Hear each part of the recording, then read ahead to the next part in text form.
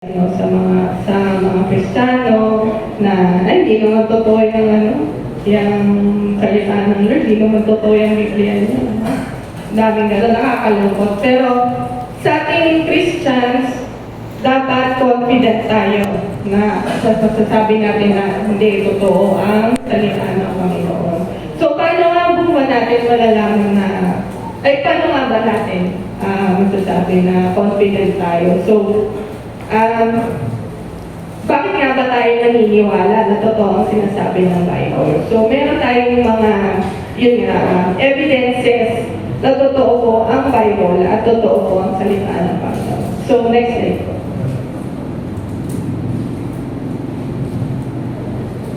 Yan.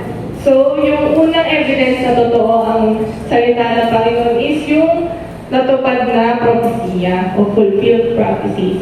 Sabi sa Isaiah 46 verse 9 to 11, "Remember the former things, those of long ago. I am God and there is no other. I am God and there is none like me. I make known the end from the beginning, from ancient times, what is still to come. I say my purpose will stand and I will do all that I please. From the east I summon a bird of prey, from a far off land, a man to fulfill my purpose, what I have said that I will bring about, what I have planned that I will do." Amen. So yun na-fulfilled ng Panginoon ang mga salita niya. So dito, si Lord lang yung nakakaalam ng future. At 100% accurate po yun, yung kanyang sinasabi, kanyang mga salita. Kaya niya inalaw na mag-record yung mga tao ng mga prophecies na sinabi niya para from the past and the future, dala natin, alam natin na totoo ang Panginoon. Yun. So, itong mga prophecies na to, posible lang talaga mangyari kasi si Lord yun eh. Si Lord yung nagpatupad nun. Siya lang yung makapangyarihan sa lahat. Siya rin yung behind sa mga prophecies. At yung kanyang anak na si Lord Jesus Christ ang nagtupad po. So next slide po. Yan. So ano po ba yung mga sample ng prophecies na na-fulfilled sa buhay ni Jesus Christ? So una, Jesus is born from a woman. He is born from a virgin, born in Bethlehem, sold for 30 pieces of silver, condemned with criminals, and yung kanyang resurrection. So, doon tayo sa next slide po, sa born of a woman. Sinabi, yung prophecy sa Genesis 3 verse 15, "And I will put everything between you and the woman and between your offspring and hers. He will crush your head and you will strike his heel." So, napatupad ito, makikita natin po sa Galatians 4 verse 4. "But when the set time had fully come, God sent His Son, born of a woman, born under the law." So, wala yun ng Genesis to Galatians. Natupad yung prophecy na si Jesus ay born sa isang woman, hindi po sa So, siya ay born of a woman. Next slide po. Jesus is born from a virgin.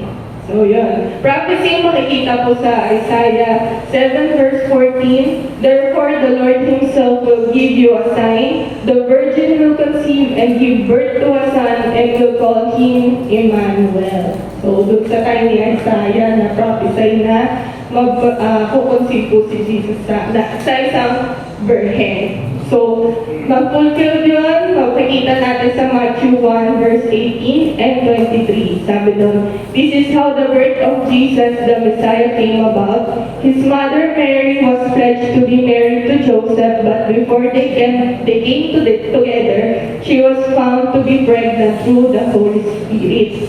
And sa 23, "The virgin will conceive and give birth to a son, and they will call him Emmanuel," which means God is with us. So, yun grabe.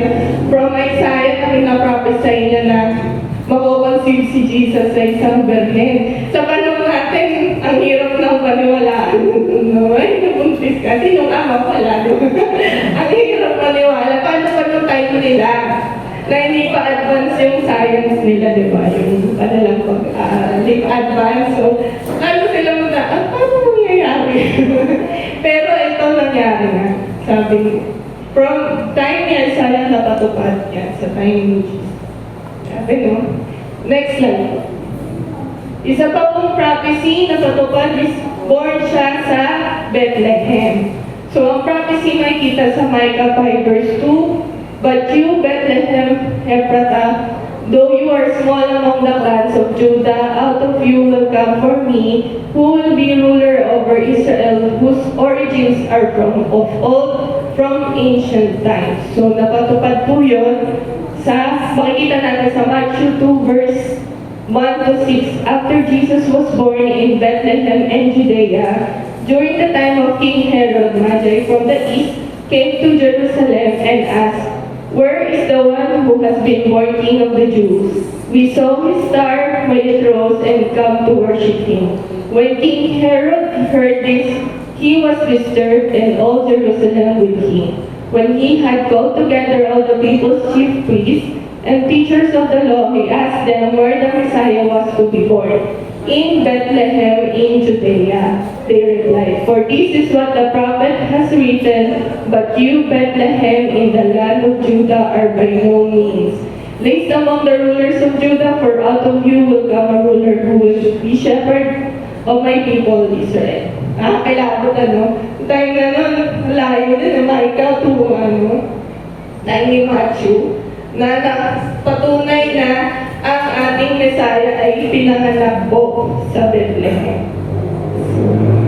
Next slide po.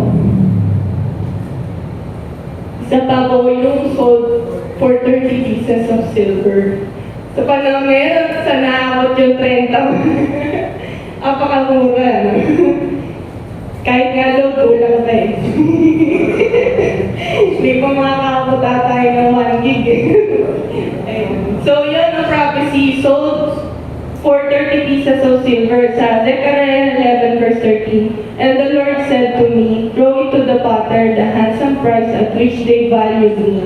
So I took the 30 pieces of silver and threw them to the potter at the house of the Lord. So, 30 pieces, talaga.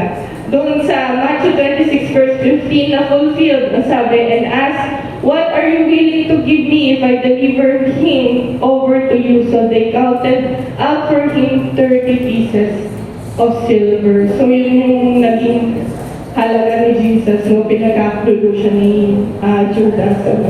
30 pieces lang. Pero, ang sakit na isipin, pero kailangan talagang mangyari po yun eh. Kailangan mangyari na mapako ang ating Panginoon para maligtas po tayo lahat. So next slide po. And yung isa pa sa pinakamahalagang prophecy na napatupad, yung resurrection ng ating Panginoon. So ang prophecy makikita natin din sa Psalms 16 verse 10, Because you will not abandon me to the realm of the dead, nor will you let your faithful one see decay. So, dun sa John 20 verse 19 to 21, na-fulfilled na yun. Sabi, On the evening of the first day of the week, when the disciples were together with the doors locked for fear of the Jewish leaders, Jesus came and stood among them and said, Peace be with you. After he said this, he showed them his hands and side. The disciples were overjoyed when they saw the Lord. Again, Jesus said, Peace be with you. As the Father has sent me, I am sending you. So, yun yun yung pinaka-importanting prophecy na napurtot, yung na-resurrect ang Panginoon. So, di makikita sa ibang libro, dito talagang sa Bible makikita natin na yun.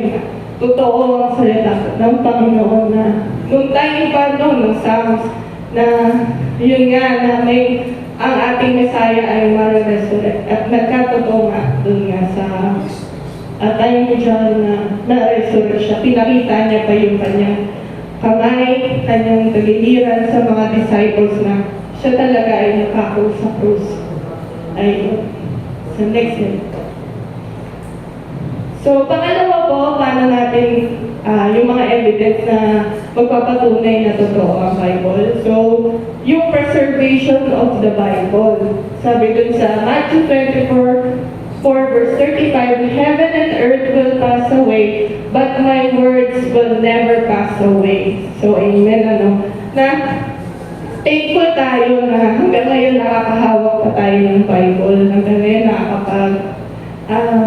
aral tayo, nakakarinig tayo ng salita ng Panginoon. Grabe yung preservation ng Bible, ang daming namatay, ang daming na-persecute, para lang ma-preserve ang Bible para mapasa generation hanggang sa generation natin. So sobrang pasalamat tayo na, ayun nga, na nakaupo tayo, nakakapag-tinig tayo, nakapagkape tayo. Diba? Nakakain tayo biscuit, diba? Pero nung time nila, grabe, grabe yung persecution sa Christians. Kaya sobrang grabe yung preservation ng Bible, sobrang galing na talaga. Hindi, mawawala man yung mundo, pero yung salita niya ay forever. Yeah. Yan lang ang forever ko. Ang salita ng Panginoon. Legit na forever po yun. Next slide po. So, pangalit po is yung power of the Bible. Sabi sa Hebrews 4 verse 12, for the word of God is alive and active, sharper than any double-edged sword. It penetrates even to dividing soul and spirit, joints and marrow. It judges the thoughts and attitudes of the heart. So, ang Bible ay powerful po, Ito lang ang makakapagpabago sa tao, sa lahat ng libro. Ito lang po ang Bible. Siya lang yung makakapagpabago 180 degrees sa isang kriminal into mananampalataya, sa isang magnanakaw into pag-share ng salita ng Panginoon, sa isang hindi alam ang identity niya, gender identity niya. Nang nakita niya si Lord, nakita niya yung identity niya kay Christ, diba? Yan lang, Bible lang po. Ang papatunay na totoo ang salita ng Panginoon at totoo na makapangyarihan po ito, makakapagpabago sa atin. Ayun lang po. So, doon tayo po sa next slide po. Next slide. Yan, meron po tayong group. Hinihintay po ba ito? So, pwede po yung tatlong gwapo sa likod ay para po magpantay.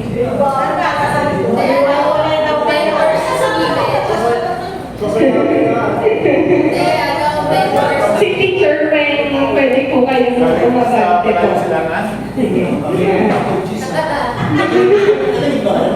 Nakinig po ba tayo? Masayaw lang tayo.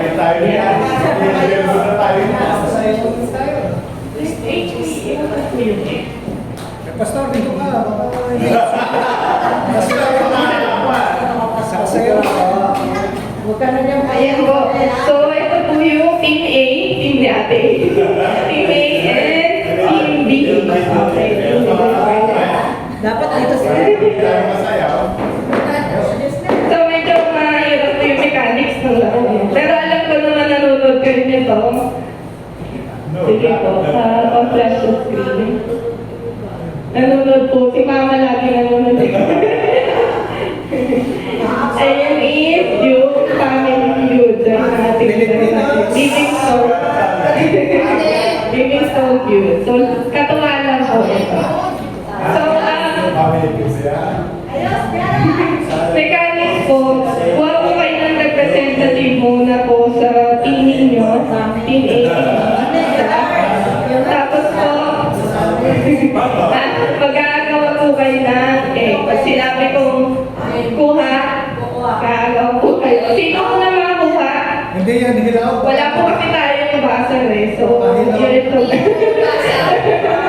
Hindi yan mababasan po. Pag nakuha po niya, unang makakuha yung po. So, sila yung unang sasagot. So, kumari, ang unang nakakuha ay sila Kuya Mornes. So, yung group nila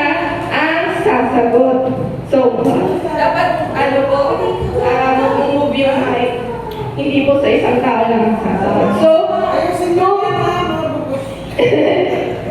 kung, di ba, meron po tatlong mali. Pag nakatatlong mali po kayo, masistill po ng kalaban ang score nyo. Pero, chance lang po yun. So, kung mali din yung isang sagot nyo, babalik sa kanila. Yes, yun po yung mechanics ng family feud. Okay po. Meron pa pong may tanong. Malaman, nag-get po. Okay na ba? Sige, let's start. Kuha po kayo na representative ng each team po. Sabi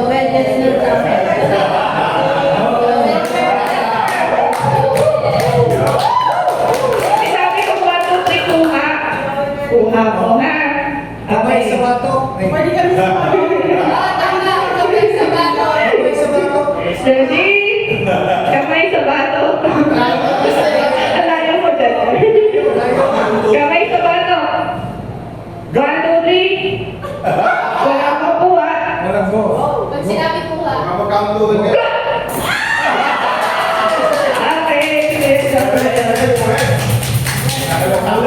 so, group, may isa pa pong mic. Babaw.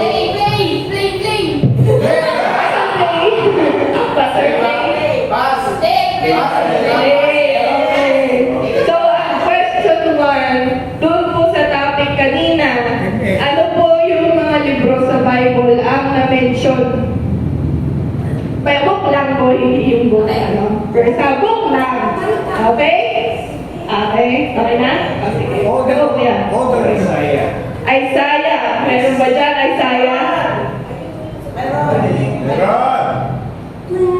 Yay! 15 points! Okay. Next. Meron Isaiah. Matthew.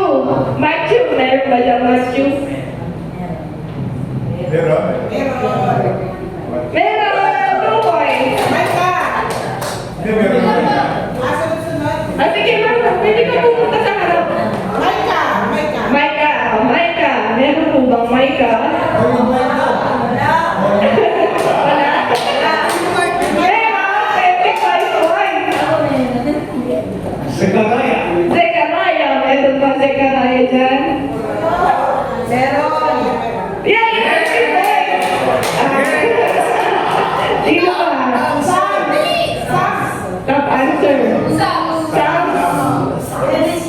Genesis. May Genesis po ba? Meron ba? Genesis.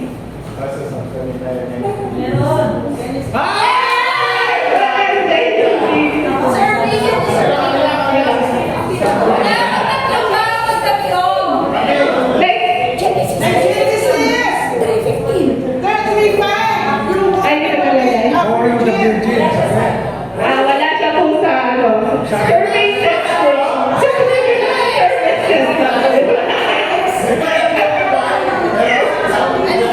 Services. Sabi nga.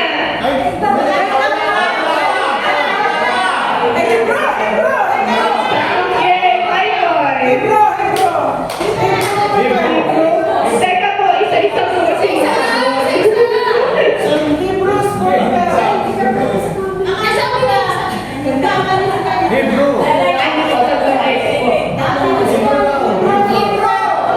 Dapat po isa sasagot.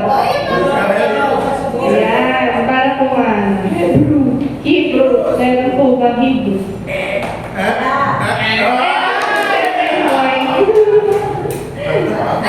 Ano pa? Correct 7. Galatians. Meron po Galatians.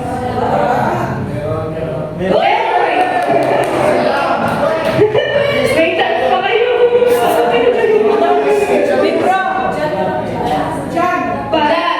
John. Ano ba? Teacher Winnie. Book of John. Nandyan yan. Nandyan ba si John? Perfect. Paano po? Paano lagay sa Okay, kuha po ulit ng representative si... Galingan nyo na po kumuha ng...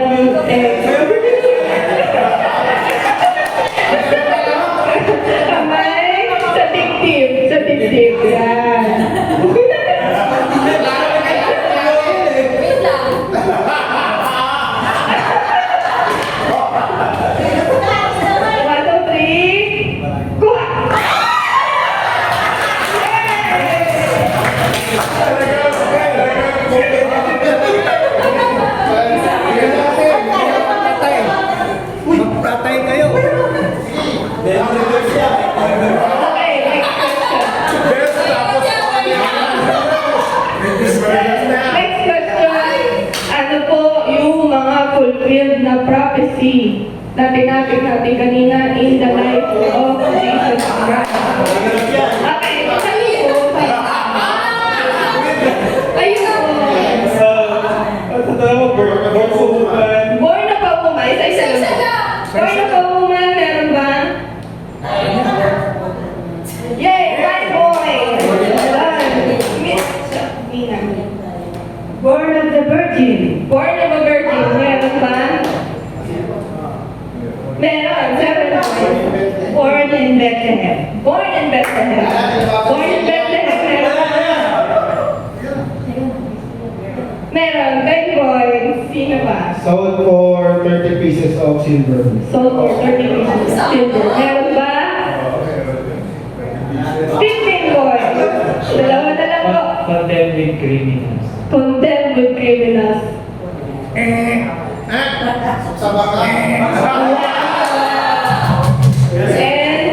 Is ito na resurrection. lang. Resurrection, meron ba? Malinis. 30 boy! Okay, kahit ito, sino na? Okay, so 5 points na naman. So, yung next question is, bonus round. Okay, kuha ko ng representative. Bonus round po ito. Representative po.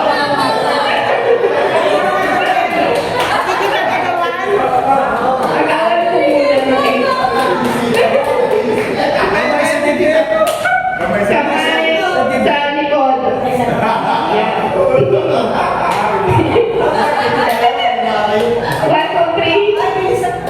1, 2, 3. 1, 2, 3. 1, 2, 3. Kuha!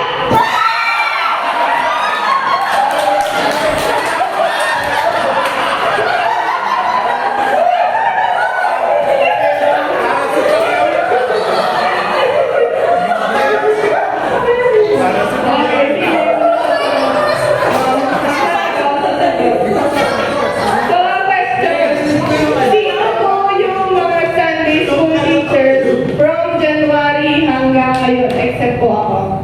January hanggang ngayon. Hindi ako.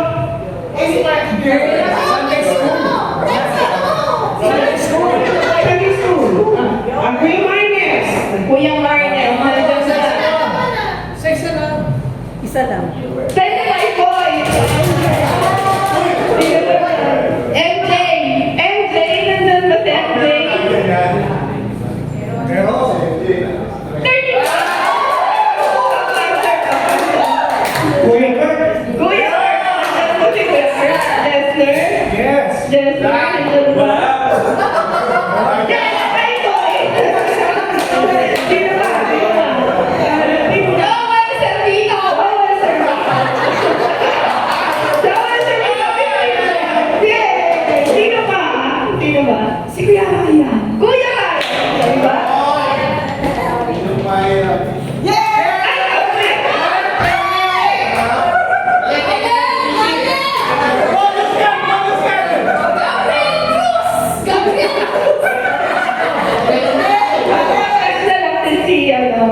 Yung Ryan.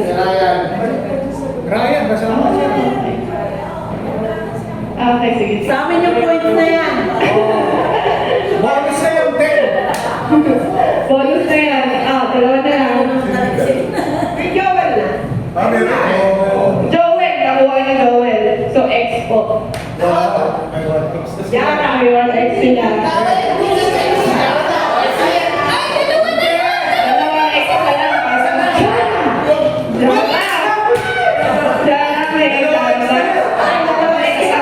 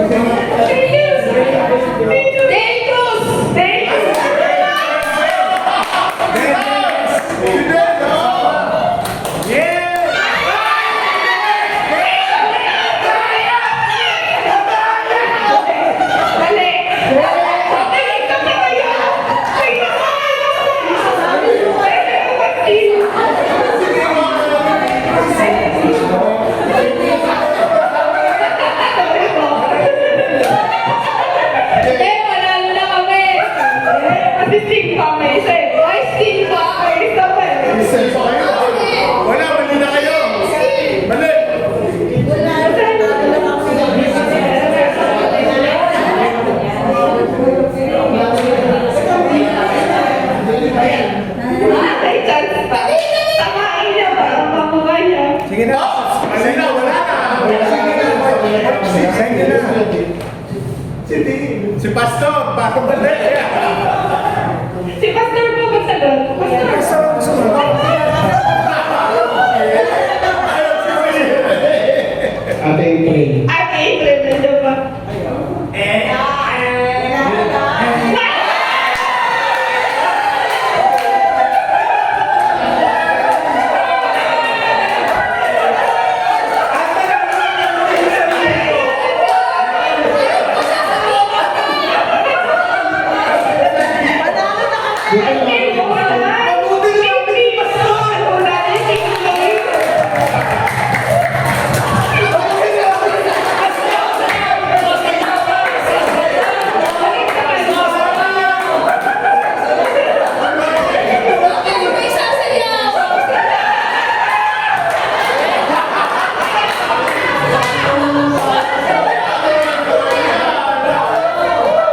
Sinadya niyo ni Pastor para sumayaw kayo.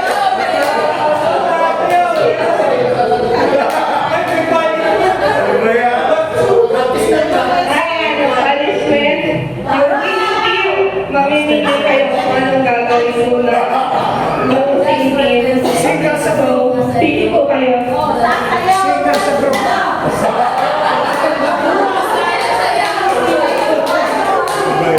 Ano ba yun? Sagot na sagot. Ano yung napili nyo? Dua silipos. Okay, tatayo po kayo lahat dito kayo sa stage. Dua silipos. So, sinabi ko, 1, 2, 3. Okay? Kailangan ko ng dua silipos.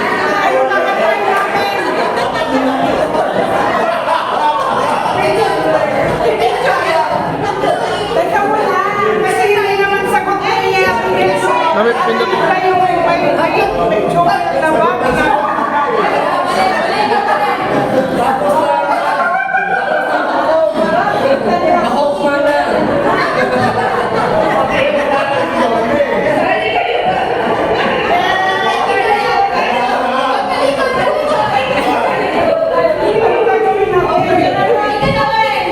Talikod, talikod. Joel. Walang picture na lang. Walang picture na lang. Ready? 1, 2, 3, go!